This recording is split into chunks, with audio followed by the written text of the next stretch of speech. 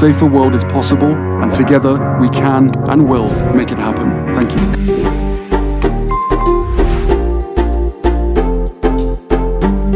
When you show up in community, you find that group that makes you feel like home, but oftentimes you also find yourself again.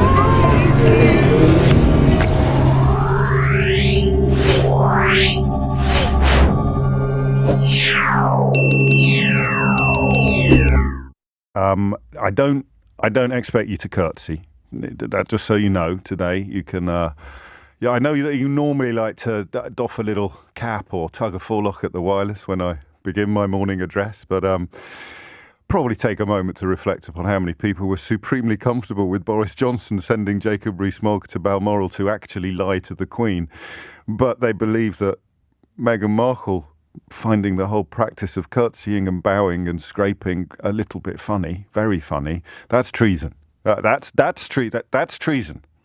Sending Jacob Rees-Mogg to lie to the actual Queen, that's absolutely fine. That's getting all the big calls right. That's getting Brexit done. Laughing at curtsying, which is hilarious, and everyone has laughed at curtsying in the last few months because of that footage that emerged of Liz Truss curtsying. That was just hilarious. No one didn't find that funny. I suspect even Liz Truss can smile about it now. But finding curtsying a little bit funny stroke ridiculous, oh my God, to the tower, off with her head. Lying to the actual Queen and unlawfully proroguing her actual parliament, absolutely fine. And I mention these things, not because I want you to feel bad about how boiled your brain has been by matters royal, but because it's important to highlight absolutely irrefutable absurdity and hypocrisy, even if we find it uncomfortable. Even if me pointing out that one human being bowing or curtsying to another human being entirely because of accidents of birth is absolutely bonkers, it offends. I could muster up a degree of offence myself because somehow I could pretend, if I was desperate not to discuss the racism described and explained rather brilliantly in the new documentary featuring Harry and Meghan, if I was perhaps part of that process of unconscious bias or even conscious racism, if my attitudes towards Meghan Markle had, whether I realised it or not, been informed by her ethnicity, I would be absolutely desperate today to pretend that there was some sort of offence towards the late Queen contained within her mockery of the pageantry, the practice of bowing or curtsying. Imagine if you had to bow to your new boyfriend's nan. Just imagine. Imagine if you had to curtsy to your new boyfriend's nan or your new girlfriend. That's what we're talking about here. I have to do what? Yeah, you have to, and actually you have to do it in a certain way. And sorry, what? Pardon? I have to do what? And it is a tradition, and I understand, of course, that traditions need to be respected, perhaps, but not all of them. What are we going to do? We're going to bring back the tradition of not hiring members of ethnic minorities to do office jobs at Buckingham Palace? Should we bring back that tradition? Should we start sending children up chimneys again? Because, tradition is good. Here's someone. Early visit. Thank you for this. Early visit to Idiot's Corner. And it's cultural. Think to bow. You wouldn't make fun of other countries' traditions, would you? Excuse me? Have you ever listened to this program before? Yeah, we're always defending what they do in other countries on the grounds that it's a tradition. Iran, for example, killing protesters, absolutely great idea, wonderful tradition, lovely Iranian tradition there to beat up women for wearing their heads. Oh, do be quiet. Honestly, sometimes I think people are now deliberately sending me brain-dead contributions in order to get into Idiot's Corner. We'll have to start guarding against that. And also, of course, the fellow who was Chancellor of the Exchequer at the time appeared to be having some sort of fit of hysterics when attending, or was he Chancellor of the Exchequer at the time? It's so hard to remember. When attending the late Queen's funeral, but that was absolutely fine. No, let's not talk about that. You can send Jacob Rees-Mogg to Balmoral to lie to her. You can have a senior member of the Conservative government sitting in the pews, giggling like a naughty schoolboy. But if my goodness me, if a woman struggling to understand why she has to curtsy to her new boyfriend's nan describes how ridiculous she found the whole episode, then whoa, stop the clocks and call the... Hello there, and a warm welcome to Sussexful.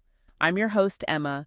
Remember to like, comment, and subscribe to Sussexful for more thoughtful discussions and honest conversations. Today's video focuses on a moment that has once again revealed the strange double standards surrounding the Duke and Duchess of Sussex. James O'Brien, one of Britain's most fearless broadcasters, had nothing but ridicule for those who labeled Meghan Markle's laughter at Curtseying treason. He made it clear that this outrage over a light-hearted moment says more about the critics than it does about Meghan. During his discussion, James dismantled the idea that tradition must always be followed without question. He reminded listeners that blind loyalty to outdated customs is not respect, it is submission. Meghan's laughter was human, relatable, and real. She was describing a moment that many people would find awkward or funny if they were suddenly expected to bow or curtsy to their partner's grandmother, even if that grandmother was the Queen. James O'Brien called out the hypocrisy of those who constantly search for new reasons to attack Harry and Meghan. He pointed out that some people are so conditioned by the tabloid narrative that they've lost the ability to think independently. They see what they're told to see, not what's real. That's why he said the reactions to Meghan's comment are a perfect example of how people have been brainwashed by a toxic press culture that thrives on outrage. Many fans online praised James for once again standing up for fairness and logic. Harry and Meghan's Netflix documentary captured their journey honestly. It showed the beauty of their connection, the pain of betrayal, and their courage to walk away from a system that refused to protect them. As one viewer said, it's brilliant, sad and beautiful all at once, a modern love story that continues to inspire millions. James O'Brien's defense of Meghan is not just about one interview or one documentary. It's about a broader message. It's about rejecting a culture that treats empathy as weakness and turning away from media that profits from cruelty. So when people call Meghan's laughter treason, James reminds us that what's truly offensive is how easily people forget their humanity. It's time for Britain and the world to rethink what tradition really means, and whether it should ever come before kindness, truth, and love. Stay tuned because this conversation is far from over. James O'Brien's stance on Meghan Markle and curtsying is, honestly, pretty clear. He has no patience for those who criticize Meghan Markle for laughing at the idea of curtsying. He sees it as a ridiculous tradition that serves no purpose other than to perpetuate an outdated and oppressive system. O'Brien believes that people who get outraged over Meghan's reaction are simply brainwashed by the same toxic narratives that have long upheld the monarchy's power. He applauds Meghan for having the courage to openly mock such nonsensical practices, which he views as a form of exploitation that should be called out rather than revered. O'Brien's stance is one of unwavering support for Meghan and his refusal to bend to the will of those who demand blind obedience to royal protocol. Defending Meghan Markle, James O'Brien eloquently ridicules those who dare to criticize her for laughing at the antiquated tradition of curtsying. He rightly believes that blindly following outdated customs without question is foolish and narrow-minded. In a world that is rapidly evolving, O'Brien champions the idea that we should not cling to traditions simply because they have existed for centuries.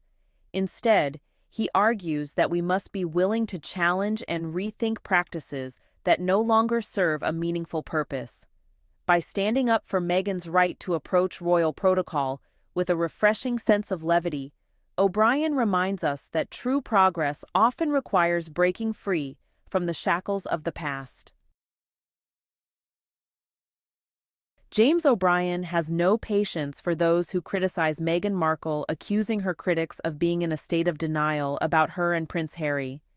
He believes these individuals have been brainwashed against the couple, unable to see past their own preconceptions and biases. O'Brien sees their attacks on Meghan, such as chastising her for not properly adhering to royal traditions like curtsying, as utterly ridiculous and unfounded. In his view, These critics are simply looking for any reason to disparage Meghan, unable to accept that she and Harry have chosen to forge their own path outside the constraints of the monarchy.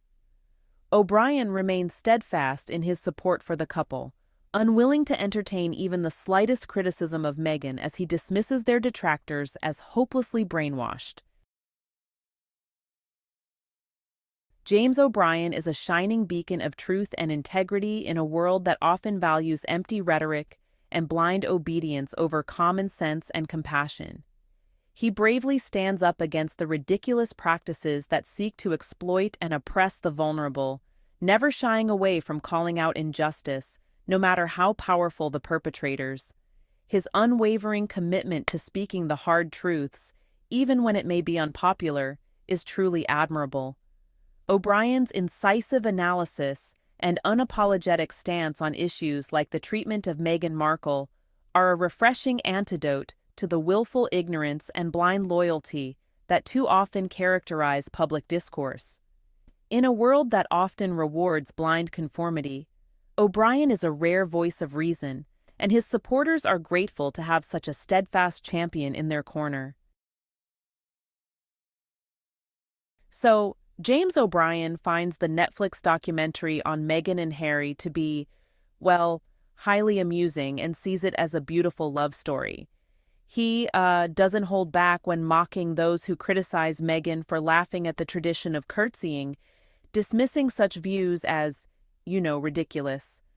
O'Brien firmly stands up against these ridiculous practices and the exploitation of people, calling out those who have been, as he puts it, brainwashed into attacking the Duke and Duchess of Sussex. He really applauds the documentary for its honest portrayal, believing it captures the genuine love between the couple. James O'Brien is honestly deeply saddened by the way Meghan Markle and Prince Harry have been treated. He believes they are being exploited for no reason at all, and, well, finds the entire situation to be truly heartbreaking. O'Brien firmly stands against the ridiculous criticism and attacks leveled at the couple, flatly rejecting the notion that Meghan laughing at curtseying is somehow an act of treason against tradition. He really admires their courage in speaking their truth and, refuses to allow a single word to be said against them, even in the face of the most extreme rhetoric from their detractors. O'Brien's unwavering support for Meghan and Harry is just a testament to his commitment to fairness and his willingness to call out the absurdity of those who seek to vilify the couple. James O'Brien has demonstrated an unwavering support for Meghan Markle and Prince Harry, even going so far as to not allow a single word to be said against them. His stance on the couple, honestly, borders on an even greater level of denial than the most ardent Brexiteer, refusing to entertain any criticism of the Harkles and their actions. O'Brien's steadfast defense of the couple is both amusing and, well, a bit perplexing, as he seems utterly unable to see any faults or missteps on their part, despite the well-documented controversies surrounding them. James O'Brien rightly criticizes the notion that not curtseying is an act of treason. He believes that simply upholding tradition without question is, frankly, misguided. Traditions should not be blindly revered, but rather carefully examined and adapted to changing times and circumstances. O'Brien recognizes that mindless adherence to outdated customs can be oppressive, especially when they are used to shame or marginalize individuals who do not conform. His perspective really encourages a more nuanced and progressive approach to cultural practices, one that balances respect for the past with an openness to evolving societal norms. I have the utmost respect for James O'Brien's unwavering stance in standing up against the ridiculous practices and exploitation of Meghan and Harry. He is, honestly, truly brilliant in his defense of the couple, refusing to allow any criticism or negativity to cloud the truth. O'Brien sees through the brainwashing and denial that so many others have, unfortunately, succumbed to, and he courageously speaks out against the unfair treatment they have endured. His unapologetic support for Meghan and Harry's story is both admirable and really quite refreshing, cutting through the noise to highlight the beauty and authenticity of their love. I salute O'Brien for using his platform to champion their cause and challenge the absurd traditions that seek to diminish their humanity.